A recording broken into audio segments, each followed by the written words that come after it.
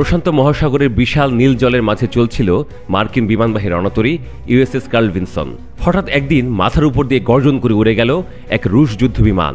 জাহাজে থাকা কেউ একজন এই দৃশ্য ক্যামেরায় ধরে ফেলেন। সেই ভিডিও এখন ভাইরাল।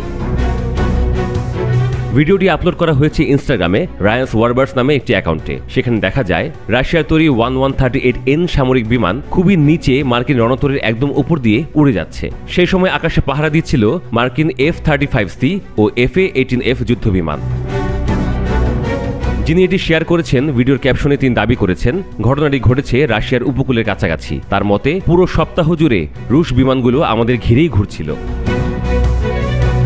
আরেকজন ইনস্টাগ্রাম ব্যবহারকারী, যিনি সম্ভবত রণতরীতে ছিলেন, কমেন্টে লিখেছেন, আমি সামনে দাঁড়িয়েছিলাম যখন প্রথম বিমানটা উড়ে গেল।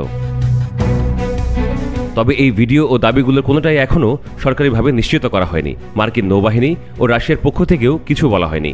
1138N বিমানটি হল রাশিয়ার একটি সাবমেরিন হান্টার, মানে এটি পানির নিচে থাকা ডুবোজাহাজ খুঁজে বের করার জন্য বানানো হয়েছে। এই বিমানে আধুনিক প্রযুক্তি আছে যেগুলো দিয়ে শত্রুপক্ষে চলাফেরা নজরদারি করা যায়। রুশ ভাষার একটি টেলিগ্রাম চ্যানেল জানিয়েছে রাশিয়ার প্যাসিফিক ফ্লিট এই ধরনের বিমান দিয়ে জাপান সাগরের ওপর যুদ্ধ প্রশিক্ষণ মিশন চালাচ্ছে।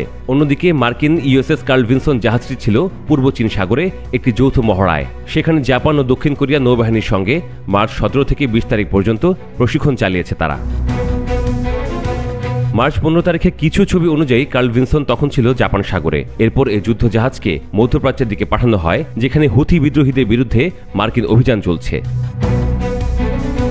এই ঘটনার পর আবার এক প্রশ্ন উঠে এসেছে, এটা কি কেবলই একটি ছোট ঘটনা, নাকি এর পেছনে লুকিয়ে আছে বড় কিছু? বিশেষজ্ঞরা বলছেন এই ধরনের ফ্লাই বাই বা কাছাকাছি উড়ে যাওয়া আসলে এক ধরনের বার্তা, যেন বলা হচ্ছে আমরা তোমাদের সবকিছু দেখছি। আরও বিস্ময়ের বিষয় হলো আমেরিকা এখন আরেকটি বিমানবাহী রণতরী ইউএসএস নিমিৎজকে প্রশান্ত মহাসাগরে পাঠিয়েছে। প্রশ্ন হচ্ছে এবার কি সে জাহাজকেও ঘিরে ধরবে রাশিয়া যুদ্ধবিমান? এই পুরো এলাকা, জাপান সাগর, পূর্ব চীন সাগর, কোরিয়া উপকূল, সবকিছুই কৌশলগতভাবে খুবই গুরুত্বপূর্ণ। এখানে চীন, রাশিয়া, উত্তর কোরিয়া, দক্ষিণ কোরিয়া সব দেশেরই আলাদা আলাদা স্বার্থ আছে।